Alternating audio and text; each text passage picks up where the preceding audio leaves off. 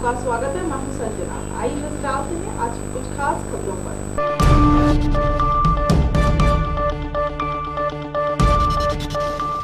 समाज कल्याण एवं अधिकारिता विभाग हरियाणा के महानिदेशक राजीव रंजन ने कुरुक्षेत्र के पंचायत भवन में सभी की पेंशन सुनिश्चित करने के लिए बैंक अधिकारियों से कहा कि पहले फर्जी पेंशन लेने वाले लोगों को डाटा अब सीधे विभाग की वेबसाइट पर अपलोड कर सुनिश्चित करें। समाज कल्याण एवं अधिकारिता विभाग हरियाणा के महानिदेशक राजीव रंजन ने कुरुक्षेत्र के पंचायत भवन में सभी की पेंशन सुनिश्चित करने के लिए बैंक अधिकारियों से कहा कि पहले फर्जी पेंशन लेने वाले लोगों का डाटा अब सीधे विभाग की वेबसाइट पर अपलोड कर सुनिश्चित करें। पेंशन प्रार्थियों की सुविधा के लिए विभाग ने शुरू की हेल्पलाइन नंबर सुविधा। बैंक, डाकघरों व अन्य एजेंसियों के अधिकारियों को खाते खोलने व अपलोड करने के दिए निर्देश। फर्जी पेंशन को रोकने के लिए बैंकर्स व अन्य एजेंसियों के अधिकारी अब विभाग की वेबसाइट पर जाकर शक के दायरे में आने वाले अधिकारियों की पहचान से संबंधित डाटा गोपनीय कॉलम में फीड करेंगे। इस डाटा के आधार पर संबंधित जिले के समाज कल्याण अधिकारी से वेरिफिकेशन करवाने के बाद नियमानुसार कार्यवाही की जाएगी। वे कुरुक्षेत्र के पंचायत भवन के सभागार में विभिन्न बैंकों, डाकघरों, पैक्स ग्रामीण बैंकों के अधिकारियों की एक संयुक्त बैठक को संबोधित कर रहे थे। इस मौके पर उपायुक्त सीजी रजनीकांतन, एडीसी प्रभजोत सिंह, नगराधीश डॉक्टर पूजा भारती, एसडब्ल्यूओ सुरजीत कौर आदि अधिकारी मौजूद थे। जो आज मीटिंग हो रही है इसमें हमारे डायरेक्टर हैं राजीव रंजन समाज कल्याण विभाग के और डीएडी साहब और एडी साहब ने मीटिंग ली है, जो कि बैंकर्स हैं, पोस्ट ऑफिस हैं और टैक्स के बैंक के जो कोऑपरेटिव बैंक के जो ब्रांचेज हैं गाँव में, जो पेंशन सरकार द्वारा बैंकों के माध्यम से शुरू की जा रही है, उसी सिलसिले में जल्दी से जल्दी दिवाली से पहले इनका कवर किया जाए, तो उसी सिलसिले में मीटिंग बुलाई गई है। तो इसमें सभी बैंकर्स को डीसी साहब, डायरेक्टर साहब कि जो काम पूरा करना है, खाते खोलने हैं, खातों को अपलोड करना है, ताकि दिवाली से पहले ये काम पूर्ण हो सके। आपका परिचय? मेरा सुदेश कुमार है, इन्वेस्टिगेटर समाज कल्याण। कुरुक्षेत्र से विनोद खुंगर की रिपोर्ट। खेतल की पुलिस पार्टी ने 256 किलोग्राम चूरा पोस्त तस्करी करते हुए 2 व्यक्तियों को गिरफ्तार किया है। अंग्रेज सिंह एसओ ने बताया कि यह व्यक्ति पंजाब से यह पाउडर लाकर बेचता था। सूचना के आधार पर पुलिस ने सकारा गांव के पास नाका पर करनाल की तरफ से एक SX4 गाड़ी आती हुई दिखाई दी। पुलिस द्वारा रोकने का इशारा करने पर ड्राइवर ने गाड़ी को दौड़ाते हुए बैरिकेड को तोड़कर खेतल की तरफ भाग लिया। पुलिस पार्टी पीछा करके बरोड गांव के पास हिरासत में ले लिया। तलाशी के दौरान उससे 256 किलोग्राम चूरा पोस्त बरामद किया। पुलिस द्वारा मामला दर्ज कर जांच शुरू की जा रही है। खासकर गुला चीका एरिया में तथा कैथल डिस्ट्रिक्ट में भी मादक पदार्थों की सप्लाई होती है। उसी संबंध में एसपी साहब के अनुसार मैंने एक मादक पदार्थ की अलग से टीम बनाई हुई है। उस टीम में कल हमारा एचसी जसवंत था, उसके साथ कांस्टेबल था। ये दोनों मतलब हमारे एरिया में पता लगा रहे थे, उनको मुखबरी मिली भाई गाड़ी नंबर DL4 CAB 0561 में सोनू उर्फ रणबीर तथा मलकित मिता, ये दोनों यूपी से चूरा पोस्ट लेकर और यहाँ गुला चीका के एरिया में सप्लाई करेंगे। उसकी इंफॉर्मेशन पर ASI सत्यवान ने साकरा गांव के पास नाकाबंदी शुरू कर दी। तो करनाल की तरफ से गाड़ी SX4 उपरोक्त आई।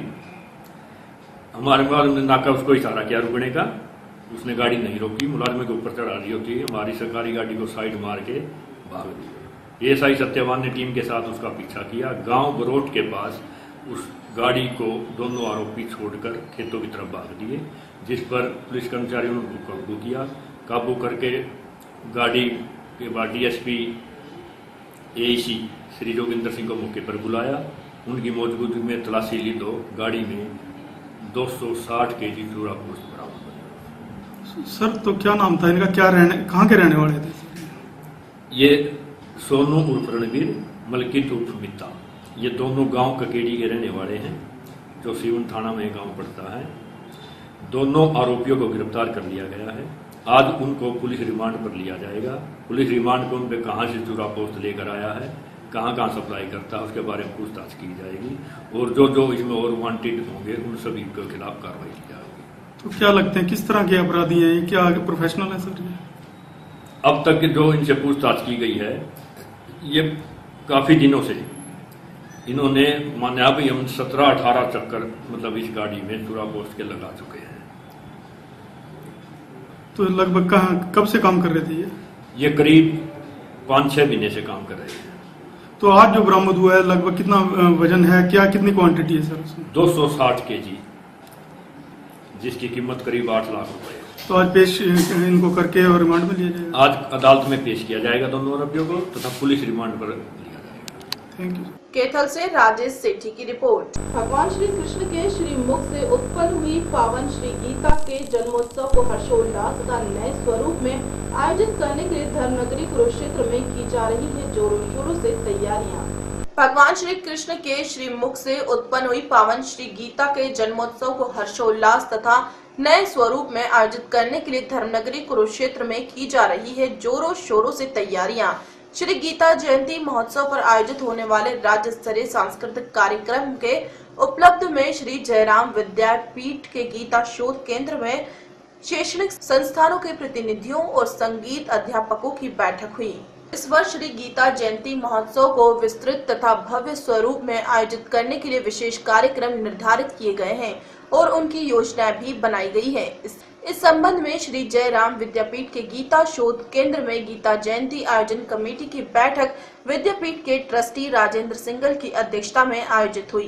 बैठक के संबंध में जानकारी देते हुए गीता जयंती कार्यक्रम संयोजिका सविता सूदन ने बताया कि यह बैठक के साथ साथ राज्य भर के उन स्कूलों और शैक्षणिक संस्थानों के प्रतिनिधियों और संगीत अध्यापकों की कार्यशाला भी है, जिनके छात्र छात्राएं श्री गीता जयंती महोत्सव में सांस्कृतिक कार्यक्रमों की प्रस्तुतियां देंगे।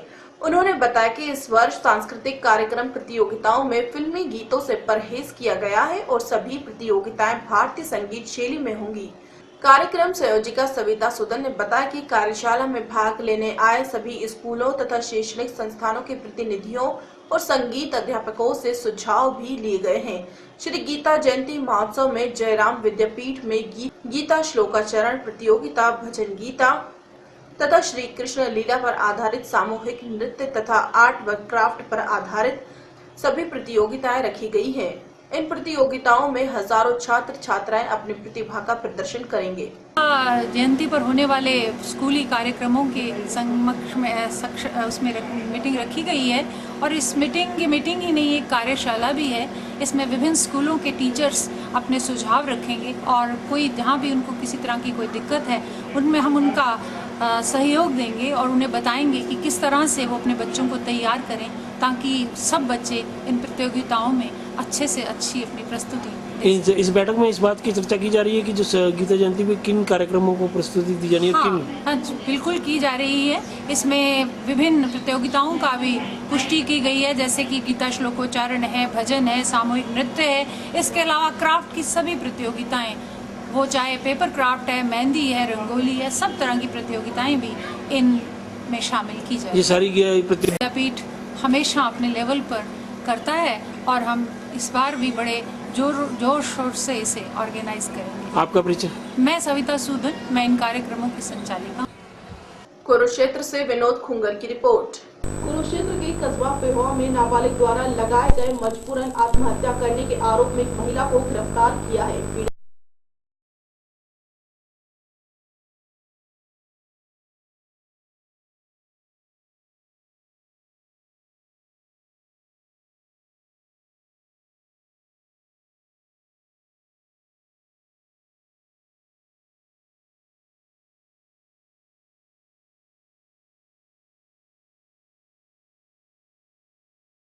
कुरुक्षेत्र के कस्बा पेहोआ के गांव रामगढ़ रोड में पुलिस ने एक नाबालिग द्वारा लगाए गए मजबूरन आत्महत्या करने के आरोप में एक महिला को गिरफ्तार कर न्यायिक हिरासत में भेजने का मामला सामने आया है। नाबालिग पीड़ित लड़की का नाम काजल है, जिसकी उम्र 13 साल की है, जिसका एक छोटा भाई भी है। पीड़ित के माता पिता न होने के कारण इन दोनों बच्चों का पालन पोषण दादा दादी ही कर रहे थे। पीड़ित द्वारा मजिस्ट्रेट को बयान देने के बाद पुलिस ने पीड़िता की चाची को गिरफ्तार कर न्यायिक हिरासत में भेज दिया है, जहां एक तरफ नाबालिग लड़की अपनी जिंदगी और मौत के बीच जूझ रही है, जिसका इलाज पीजीआई चंडीगढ़ में चल रहा है। वहीं दूसरी ओर आरोपी चाची को बचाने के लिए ग्रामीण डीएसपी पेहोआ के दरबार में पहुंचे और सभी आरोपों को झुठलाते हुए मामले को एक हादसा बता रहे हैं। मीडिया को मिले मोबाइल बयान के अनुसार ये हादसा स्टोव फटने के कारण से हुआ बताया जा रहा है कि वहीं मजिस्ट्रेट द्वारा लिए गए बयान के अनुसार पुलिस ने मामला दर्ज कर महिला को आरोपी मानकर न्यायिक हिरासत में भेज दिया है। जब इस बारे में डीएसपी पेहोआ चंद्रपाल से बात की गई तो उन्होंने बताया कि अभी पुलिस मामले की जांच में जुटी है।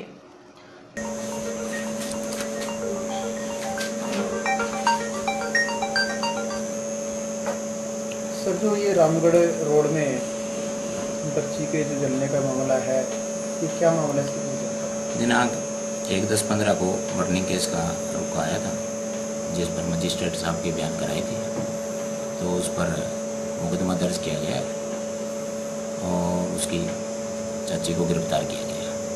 तो गिरफ्तार के बाद जो वहाँ के गांववासी थे वो बोल रहे हैं कि मामला जिस प्रकार से बयानों के आधार पर मामला दर्ज है वो आरोप गलत है, लेकिन उसके बावजूद भी वो आपको मिले हैं, तो किस प्रकार का आश्वासन दिया? ये अगर गलत है तो वो अपना कोर्ट में सबूत देंगे। तो क्या आपके पास जो मिले थे आपको किस प्रकार की कोई शिकायत दी या कोई? नहीं मिले हैं, शिकायत नहीं, तस्दीक के लिए आए हैं, तस्दीक की गई है केस की। जो हमारी तफ्तीश में मामला सच्चा पाया गया, बाकी आगे तफ्तीश जारी है। मैं जीवन सिंह नंबरदार गांव से हूँ। जो लड़की है ये मेरे गांव की रहने वाली थी और रामगढ़ रोड में शादीशुदा थी। इसके ऊपर एलिगेशन यह आया एक छोटी लड़की जो जल गई है कि इसकी वजह से जली है, जबकि ये सरासर गलत है। जो लड़की थी बिल्कुल नॉर्मल थी। ये सभी गांव के लोग इसके मायके के आए हैं, इसके ससुराल वाले आए हैं। आज 500 के करीब जो है लोगों ने डीएसपी साहब से मुलाकात किया और उनसे यही आग्रह किया है कि इसकी जो है री इन्वेस्टिगेशन किया जाए। अगर इसको असलियत में इसका कोई कसूर है तो इसके ऊपर आपराधिक मामला जो दर्ज है उसको चलाया जाए, अन्यथा इसको रद्द किया जाए।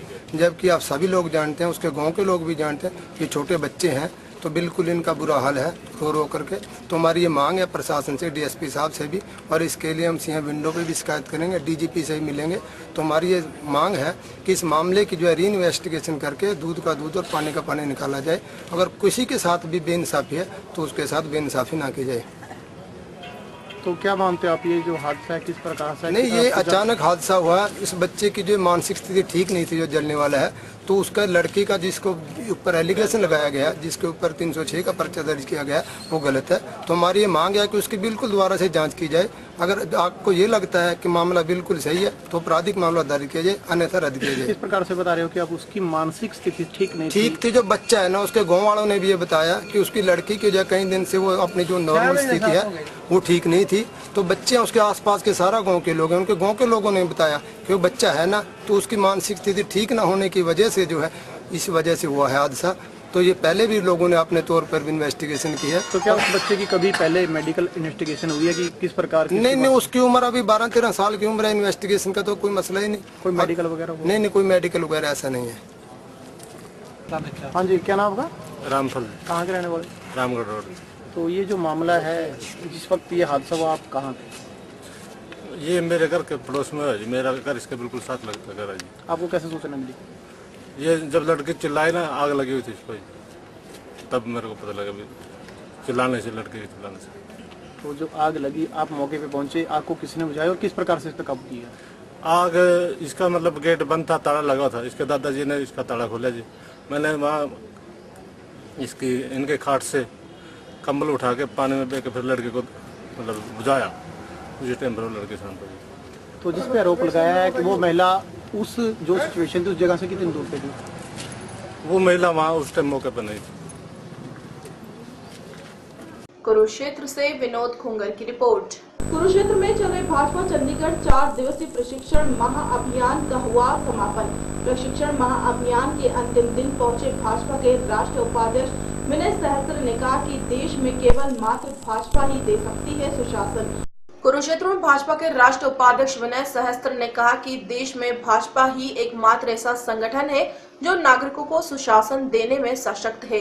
वे देर साय कुरुक्षेत्र के रेलवे रोड पर अग्रवाल धर्मशाला में भारतीय जनता पार्टी चंडीगढ़ प्रदेश कार्यकारिणी की तरफ से आयोजित 4 दिवसीय पंडित दीनदयाल उपाध्याय प्रशिक्षण महाअभियान के प्रदेश प्रशिक्षण वर्ग के समापन समारोह में पहुंचे थे। उन्होंने कहा कि भारत में भाजपा ही एकमात्र ऐसा संगठन है जो देश प्रेम के प्रति लगाव रखता है। इतना ही नहीं, भाजपा संगठन के लिए देश सबसे पहले, संगठन बाद में और अपना व्यक्तित्व सबसे अंत में है। आज देश और विदेश में सुशासन नाम की कोई चीज नहीं रही। इस उद्देश्य को जहन में रखते हुए प्रधानमंत्री नरेंद्र मोदी ने सुशासन देने की आवाज को बुलंद किया। प्रधानमंत्री ने सुशासन लाने के लिए भ्रष्टाचार को समाप्त करने, सीएम विंडो, ऑनलाइन रजिस्ट्रेशन जैसी अनेकों योजनाओं का अमली जामा पहनाने का काम किया। उन्होंने सुशासन विषय पर बोलते हुए कहा कि भाजपा के नेताओं और कार्यकर्ताओं को सुशासन लाने की बात तो आमजन तक पहुंचाना है और सुशासन स्थापित करने के लिए केंद्र सरकार ने जो योजनाएं तैयार की है, उन योजनाओं की विस्तृत जानकारी नागरिकों तक पहुंचानी है। भाजपा नेता ने कहा कि इस प्रशिक्षण शाला की सीडी प्रत्येक कार्यकर्ता को देने का प्रयास किया जाएगा ताकि भाजपा कार्यकर्ता सीडी के माध्यम से पार्टी की गतिविधियों व नीतियों के बारे में जान सके। उन्होंने कहा कि कार्यकर्ता को सही जानकारी के साथ सही समय पर प्रशिक्षण दिया जाता है। यहां से प्रशिक्षण देने के बाद लोगों के बीच जाएंगे और भाजपा की नीतियों के बारे में बताने का प्रयास करेंगे। उन्होंने कहा कि सभी कार्यकर्ता हमारी सरकार अच्छी सरकार के स्लोगन का आमजन के पास पहुंचाने का काम करेंगे। देखिए, भारतीय जनता पार्टी जो है वो कार्यकर्ता ओरिएंटेड पार्टी है, कार्यकर्ता आधारित पार्टी है। इसीलिए हम कार्यकर्ता प्रशिक्षण पर बहुत जोर देते हैं और इस प्रकार के जो प्रशिक्षण वर्ग है वो पूरे देश में सतत चलता है। तो सभी स्तर के जो कार्यकर्ता हैं, मतलब केंद्र से लेकर और निचले इकाई तक के सभी प्रकार के कार्यकर्ताओं का प्रशिक्षण समय समय पर होता रहता है। इस प्रशिक्षण में सभी प्रकार के विषय होते हैं। पार्टी का जो आधारभूत तत्व ज्ञान है उसके बारे में, सामाजिक प्रश्नों के बारे में, सरकार जो करती है उसके बारे में, इन सभी विषयों पर प्रशिक्षण होता है। उसी प्रशिक्षण की कड़ी में ये एक प्रशिक्षण का कार्यक्रम यहाँ पर आज समापन अवसर आज समापन था उस प्रशिक्षण का। तो बीजेपी कार्यकर्ता क्या संदेश देना चाहेंगे समापन में? देखिए, बीजेपी कार्यकर्ता जो है वो आज जो एक देश में परिवर्तन की प्रक्रिया शुरू हुई है नरेंद्र मोदी के नेतृत्व में, उस परिवर्तन की प्रक्रिया को आम जनता तक ले जाने का जो काम है वो हम कैसे खूबी से कर सकेंगे, इस पर हम लोग चिंतन कर रहे हैं। सर, आपका पूरा परिचय? शेषाद्री चारी स्तर पर हम सब काम करते हैं तो हमारी कुछ खूबियां हैं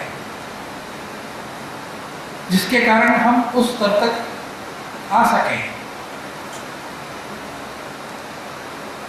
इसीलिए ऐसे स्तर का जो कार्यकर्ता है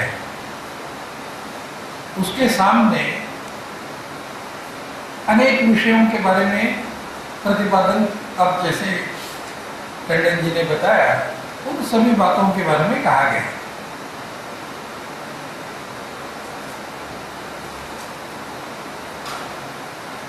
मुझे इस बात का यकीन है कि यहाँ बैठे हुए हम जितने कार्यकर्ता हैं, मेरे सामने जितने कार्यकर्ता हैं और मंच पर जो कार्यकर्ता बैठे हैं, उनमें से प्रत्येक व्यक्ति में ये खूबी है कि वो इस प्रकार के कार्यकर्ताओं के सामने पार्टी के बारे में विषय रख सकने की क्षमता रखता है। आप में से प्रत्येक व्यक्ति ऐसे है जिसमें बहुत खूबियां हैं, बहुत समझ। कुरुक्षेत्र से विनोद खुंगर की रिपोर्ट। अखिल भारतीय कांग्रेस कमेटी के मीडिया प्रभारी रणदीप सिंह सुरजेवाला ने मीडिया से बातचीत करते हुए भाजपा पर कई गंभीर आरोप लगाए। अखिल भारतीय कांग्रेस कमेटी के मीडिया प्रभारी रणदीप सिंह सुरजेवाला ने मीडिया से बातचीत करते हुए भाजपा पर आरोप लगाते हुए कहा कि हरियाणा के साथ साथ केंद्र की मोदी सरकार को घेरते हुए 5 साल दागते हुए कहा कि आज किसान त्राही त्राही कर रहा है और ऐसे में किसान कह रहा है दोनों है किसान विरोधी। हरियाणा प्रांत का किसान, हरियाणा प्रांत का गरीब खेतीहर मजदूर और ग्रामीण अंचल के करोड़ों लोग आज सबसे विकट और विषम संकट से गुजर रहे हैं। एक निर्दयी, बेरहम और बहरी सरकार हरियाणा में घोर कृषि संकट को देखने, सुनने और समझने में संपूर्णतया नाकामयाब रही।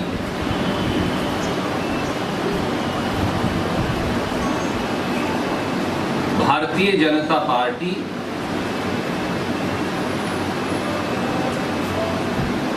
की हरियाणा की सरकार और दिल्ली की मोदी सरकार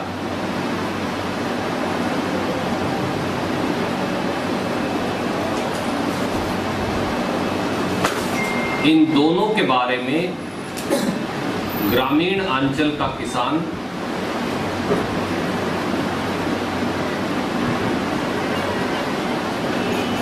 बड़े जोर शोर से केवल एक ही बात कहता है, दोनों हैं किसान विरोधी, खट्टर और नरेंद्र मोदी।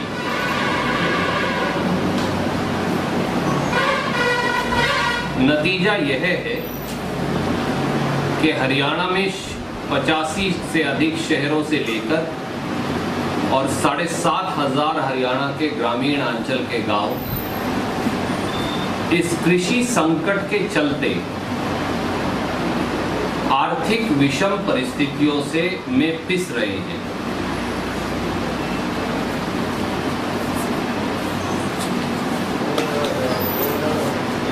माननीय नरेंद्र मोदी जी और मनोहर लाल खट्टर जी से हरियाणा के किसान और मजदूर वर्ग की ओर से चंद महत्वपूर्ण प्रश्न भारतीय राष्ट्रीय कांग्रेस पूछना चाहती है। पहला सवाल, हरियाणा के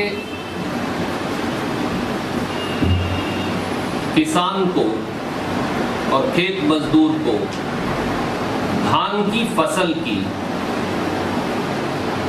बाजार भाव के अनुरूप कीमतें क्यों नहीं मिल रही?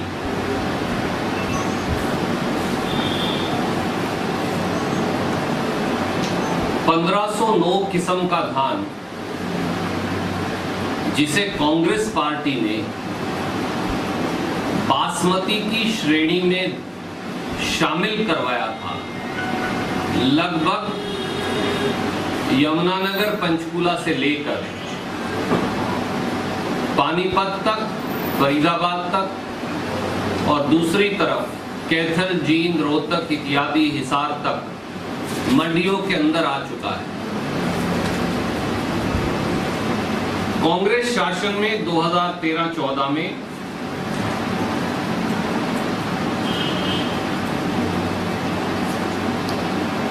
$1509 और 1121 किस्म का धान 4200 से 4500 रुपया क्विंटल बिका करता था। 4200 से 4500 रुपया क्विंटल बिका करता था। पिछले साल खट्टर साहब और मोदी जी की सरकार में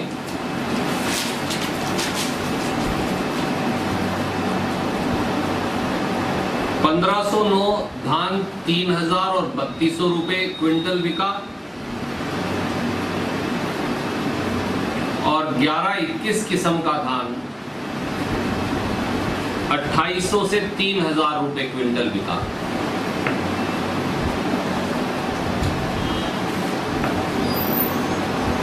और मोदी और खट्टर सरकार के साल 2015 में 1509 किस्म का धान आज 1400 से 1500 रुपए क्विंटल बिक रहा है।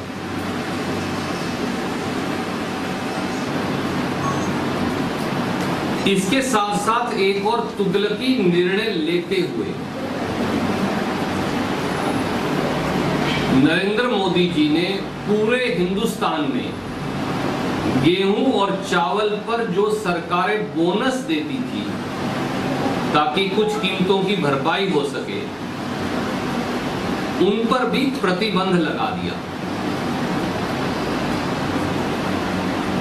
भारतीय जनता पार्टी के चुनावी घोषणा पत्र में 44 नंबर पृष्ठ पर 2014 लोकसभा का जो है आज भी लिखा है, और मोदी जी ने बार बार उसे बोलकर कहा पंजाब, हरियाणा, उत्तर प्रदेश और बिहार में कि वो किसान को लागत, खाद की कीमत, दवाई की कीमत, किसान का मेहनताना, बिजली और पानी की कीमत, डीजल की कीमत, मशीनरी की डेप्रिसिएशन की कीमत जमा 50% मुनाफा देंगे। परंतु लागत जमा 50% मुनाफा देना तो दूर, उल्टा बोनस देने का प्रांतीय सरकारों के अधिकार भी छीन लिया नरेंद्र मोदी जी ने। में फिलहाल इतना ही, मुझे भी इजाजत, नमस्कार।